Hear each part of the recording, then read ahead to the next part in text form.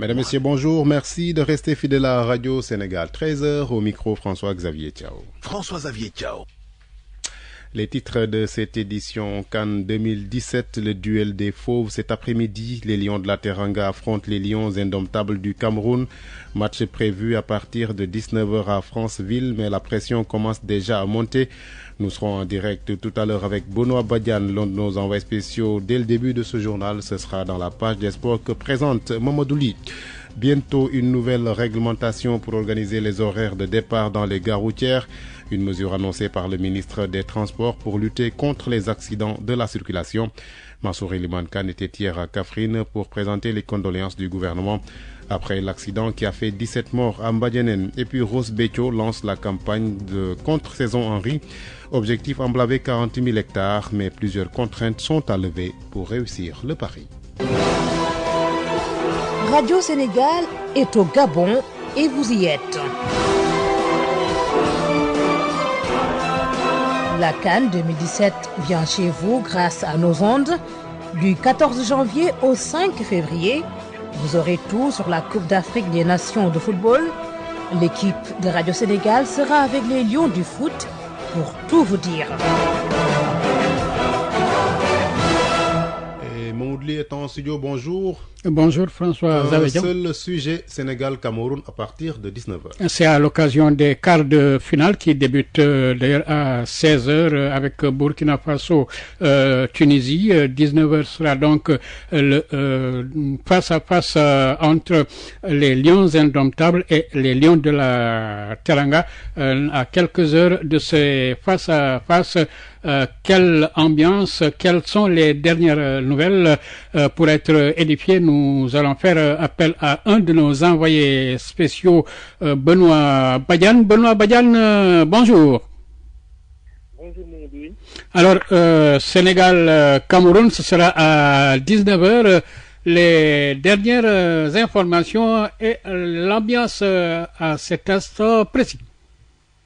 Oui, peut-être dire que ça se prépare dans les deux camps entre Lyon des Indomptables et Lyon de la Teranga, ici à Franceville. Des supporters qu'on voit de temps en temps défiler, partir de gauche à droite pour montrer encore une fois cette mobilisation qu'il y a autour de ce match entre le Sénégal et le Cameroun, des supporters camerounais qui sont très confiants, de même que les homologues sénégalais qui sont juste là à côté. Et à ce moment précis, tout se passe bien, c'est un calme plat, on va dire, ici à Franceville, parce que vous le savez très bien, à Franceville, il n'y a pas l'équipe organisateur qui joue, le Gabon a été éliminé, même quand le Gabon jouait, on ne sentait pas la ferveur ici complètement à Franceville. Aux alentours du stade ce matin, tout se préparait pour cette rencontre, donc il faut dire que c'est une rencontre qui donne envie, qui passionne ici à Franceville parce que beaucoup de supporters et puis beaucoup d'inconditionnels du Sénégal sont très confiants et aussi ces supporters gabonais qui sont là, qui croient à cette équipe du Sénégal. Mais ça reste encore une fois un match de football où tout peut arriver. C'est vrai, le Sénégal et le Cameroun ont une très longue histoire en matière de Coupe d'Afrique des Nations. Ce soir, ce sera la quatrième confrontation entre ces deux équipes, donc il faut dire que c'est bien parti pour être un duel entre Lions du Sénégal et ceux indomptables du Cameroun. Donc ici à Franceville, à quelques heures du coup d'envoi, pour le moment, d'après les informations qu'on a eues, ça date depuis hier à Montpellier parce que vous savez très bien, l'équipe a une trentaine de kilomètres de Franceville, l'équipe est à Bongoville, c'est là-bas. La tanière de l'équipe du Sénégal hier lors de la séance d'entraînement, on nous a accordé seulement 15 minutes juste pour voir le groupe. On a vu un groupe de joueurs qui s'est entraîné dans l'ensemble. Après, c'était donc une séance à huis clos. Donc, c'est ce qui se passe à chaque fois ici en veille de match. Le matin, on a la conférence de presse d'Alain Cissé.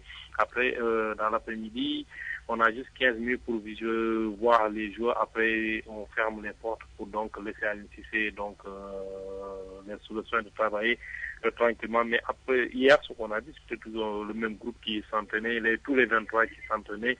Pour le moment, pas de blessés à notre connaissance. Peut-être aujourd'hui on le saura quand on sera au stade avec les joueurs. Mais pour le moment, d'après les informations qu'on a eues hier, ça se passe bien dans la tanière avec l'équipe du Sénégal. Alors, le coach, si je puis me permettre cette expression, il est toujours confiant. Il est toujours confiant. Ce qu'il nous disait hier, c'est toujours cette phrase qui revient, ou bien ce mot qui revient. Donc, certitude. Il a des certitudes. Il a des certitudes avec son groupe. Il fait confiance à ses joueurs. Il ne se focalise pas sur l'adversaire. Donc, les gens lui demandent de revanche de 2002. Il a dit que ce n'est pas du tout la même génération. 2002, c'est derrière lui.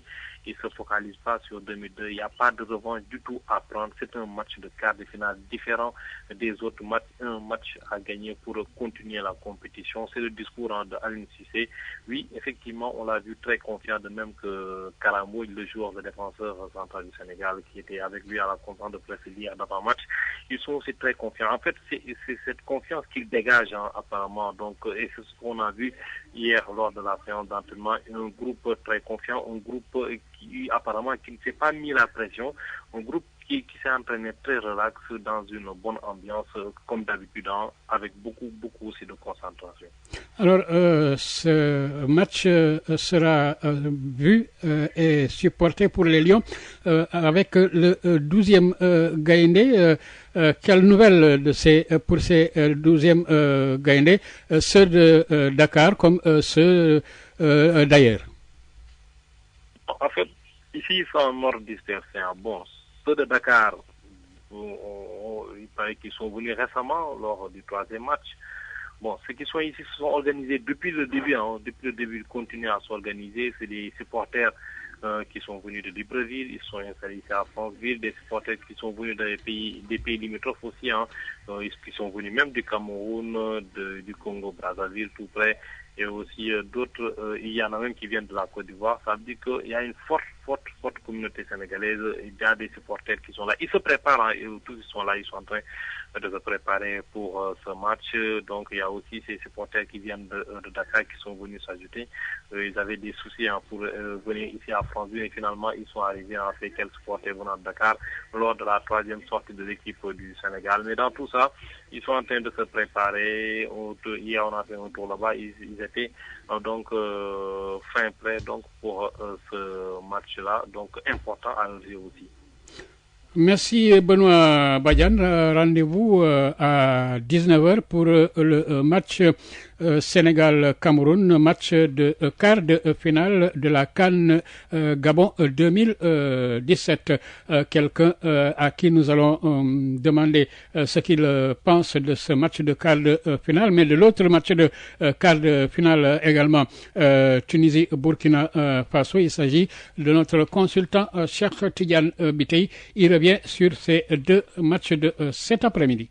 À mon avis, compte tenu de potentialités, celles de la Tunisie me paraissent beaucoup plus avantageuses par rapport au Burkina parce qu'ils ont un jeu extrêmement rodé sur le plan collectif. C'est une équipe qui crée beaucoup d'occasions, qui dans son application, en tout cas dans sa stratégie, si elle s'applique par rapport à un réalisme, pourra s'en sortir. Je pense qu'ils ont un petit avantage par rapport au Burkina. Maintenant, il reste à dire que le Burkina est une équipe qui a son ossature depuis 2013. Donc, retenir que ce sera très difficile et pour la Tunisie et pour le Burkina. Du point de vue du statut, oui, parce que le Cameroun a déjà gagné 4 fois la Coupe d'Afrique. Mais je pense que si on se réfère à la photographie du premier tour, logiquement, le favori, c'est le Sénégal, même si on ne le voudra pas. Maintenant, je pense qu'il va falloir attaquer ce match de façon très intelligente parce que c'est face à une équipe qui a du mental et qui ne recule pas. C'est une équipe qui se bat bien. Maintenant, au niveau des stratégies, c'est là où il faut dominer. Il faudra nécessairement une unité d'action, comme on l'a fait avec le Zimbabwe. C'est vrai que les deux équipes ne sont pas les mêmes, mais il va falloir répéter ces principes de jeu. Une unité d'action par rapport aux formes de défense, par rapport aux formes d'attaque. Ensuite, essayer chaque fois de créer le surnombre au niveau de tous les espaces du terrain. Maintenant, si on coordonne tout cela par rapport à une meilleure organisation défensive qui permettra en tout cas à chaque fois que le partenaire s'est déplacé, qu'on puisse en tout cas compenser cet espace. Je pense que plus maintenant les solutions individuelles, nous avons des éléments devant qui sont très bons, que le Sénégal pourra s'en sortir. Mais retenir que c'est un quart de finale explosif qui sera très difficile parce que le Cameroun a du mental, le Cameroun se bat bien, le Cameroun a des individualités et même au niveau du milieu, c'est une équipe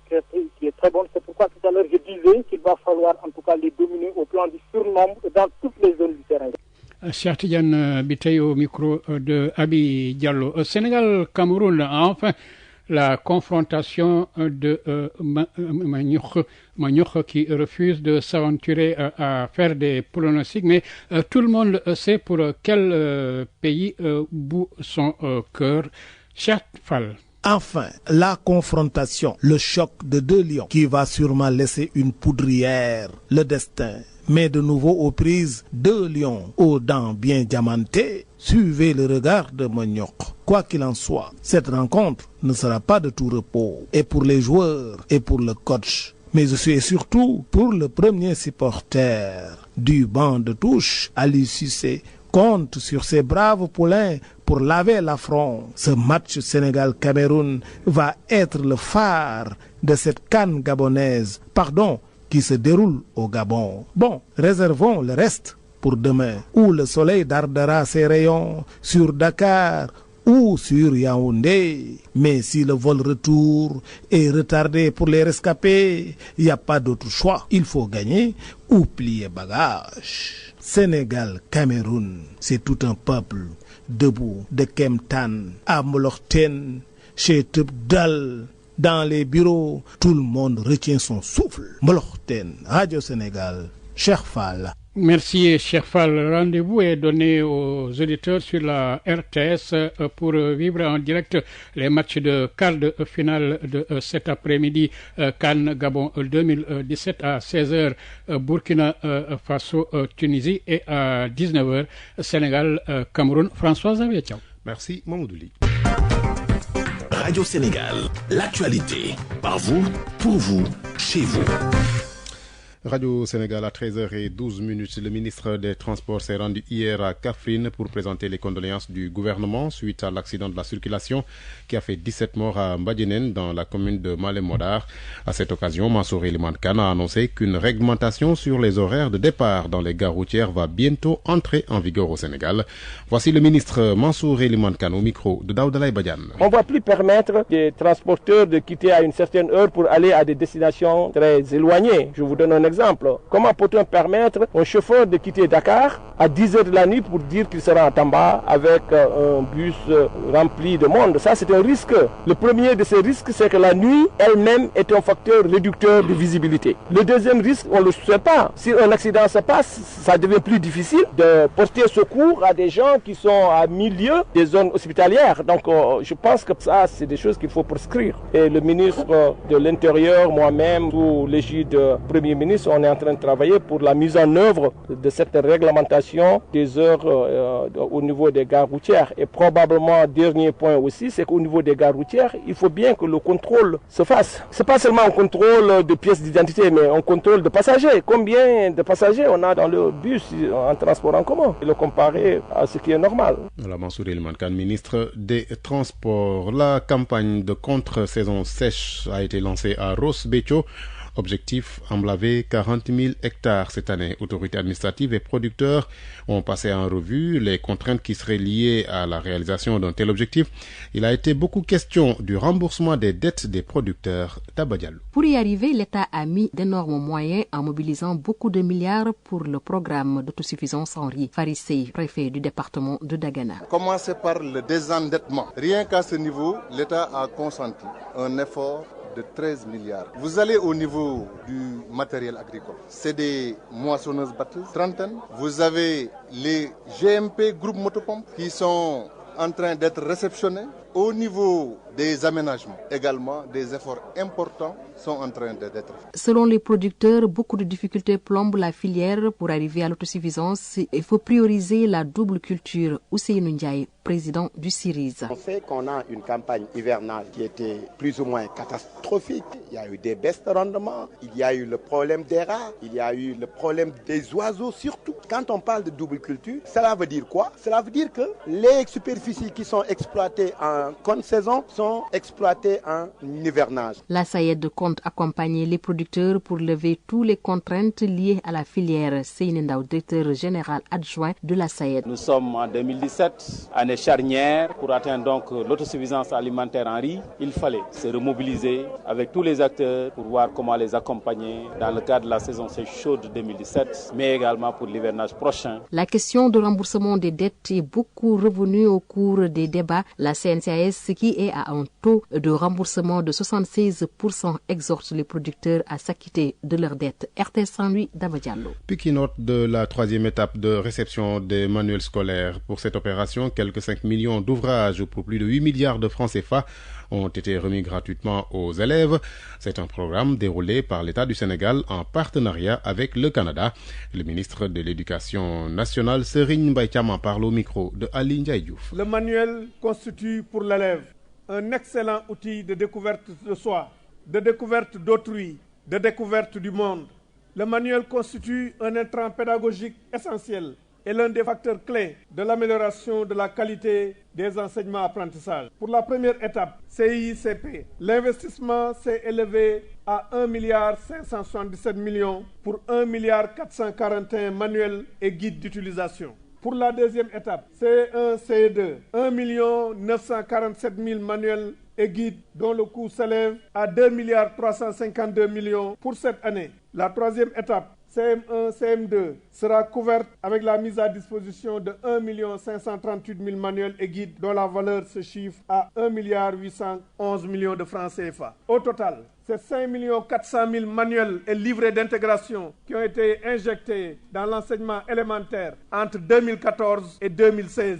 Représentant une valeur de 8,6 milliards de francs CFA qui viennent alléger les charges des familles pour l'acquisition de manuels scolaires. Je suis persuadé que beaucoup d'enfants doués abandonnent l'école parce que leurs parents n'ont pas les moyens de faire face aux charges liées à l'acquisition des fournitures et manuels scolaires. À vous, chers élèves, je lance un appel à faire du slogan « Mon livre, mon ami » une réalité. Grâce à une exploitation judicieuse des manuels aussi bien à l'école qu'à la maison, tout en veillant à les garder en bon état. Vos parents veilleront avec vous aux soins à apporter à ces outils précieux que vous aurez à léguer à vos petites sœurs et à vos petits frères. À vous, chers enseignants, chères enseignantes, je recommande une exploitation pédagogique optimale de ces intrants de qualité afin que toutes les ressources investies pour leur acquisition aient un impact positif sur la qualité des apprentissages. Voilà, Serigne Mbaye Thiam, ministre de l'Éducation nationale, sur ce programme de distribution de manuels scolaires. Je rappelle qu'à ce jour, 5 millions d'ouvrages ont été distribués aux différents élèves du Sénégal. C'est un coût de 8 milliards de francs CFA. C'est un programme de l'État du Sénégal soutenu par le Canada.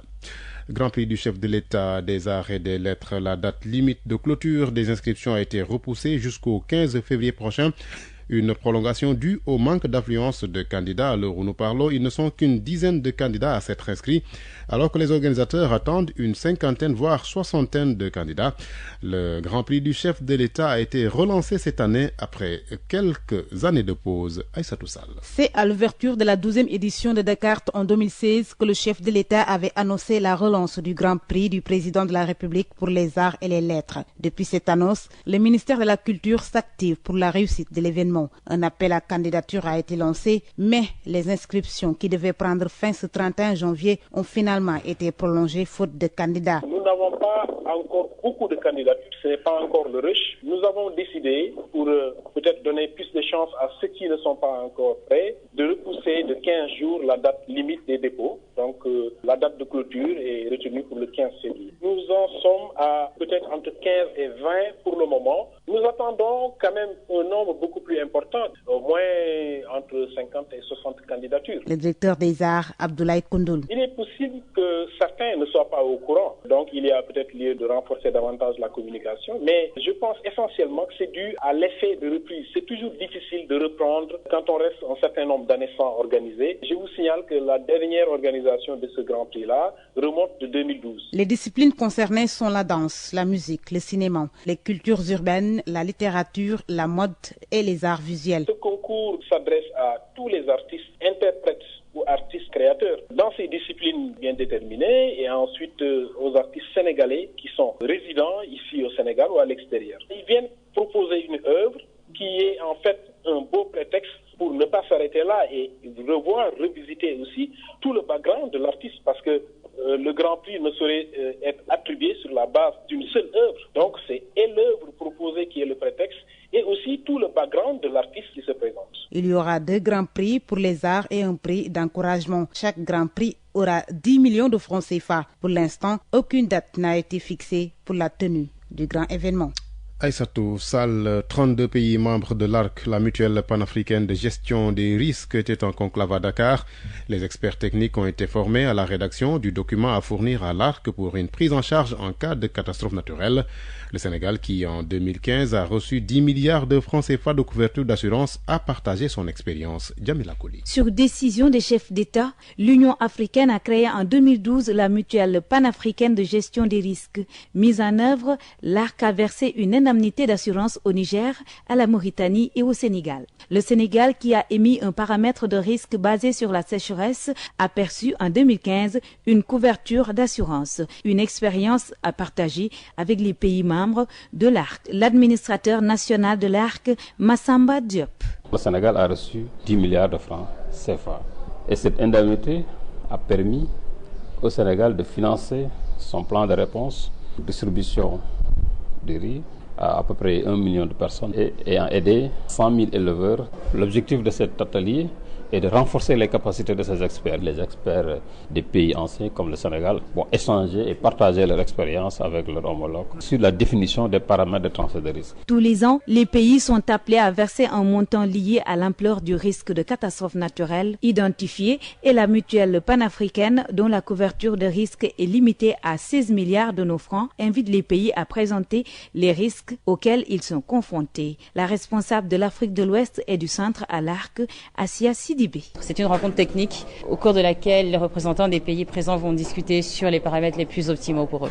Alors les paramètres, c'est la couverture d'assurance. Par exemple, le Sénégal peut nous dire, nous on veut une couverture d'assurance de 30 millions de dollars et chacun des pays va nous donner les besoins auxquels ils doivent faire face pour qu'effectivement on puisse émettre leur contrat d'assurance dans les mois à venir. L'ARC, qui aide les pays à trouver un mécanisme pour être autonome dans la gestion des risques de catastrophes naturelles, veut d'ici 2020 fournir 60 milliards pour la couverture de 30 pays parmi les 32 membres.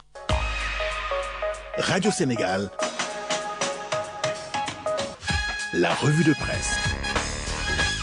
La revue de presse avec Marianne Senghor. Nouvelle date pour les législatives. Le quotidien nous apprend que le chef de l'État a officialisé hier le report des élections législatives au 30 juillet prochain. D'après Le Soleil, c'est ce qu'indique le décret présidentiel numéro 2017-171 portant fixation de la date des prochaines législatives signé par le président de la République. Dans l'Observateur, on nous apprend que l'opposition a dénoncé une prise de décision unilatérale qui n'augure pas la tenue d'élections transparentes et démocratiques.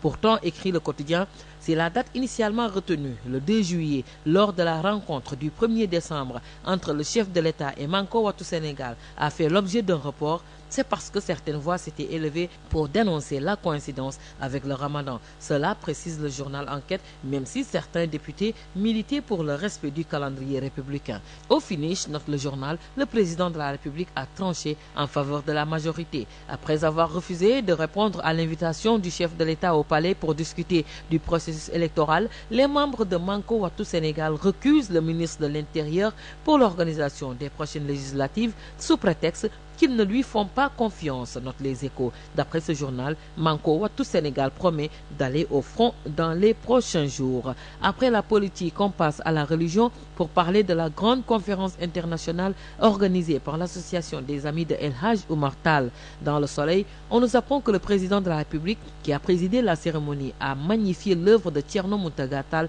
rappelé à Dieu en 2007.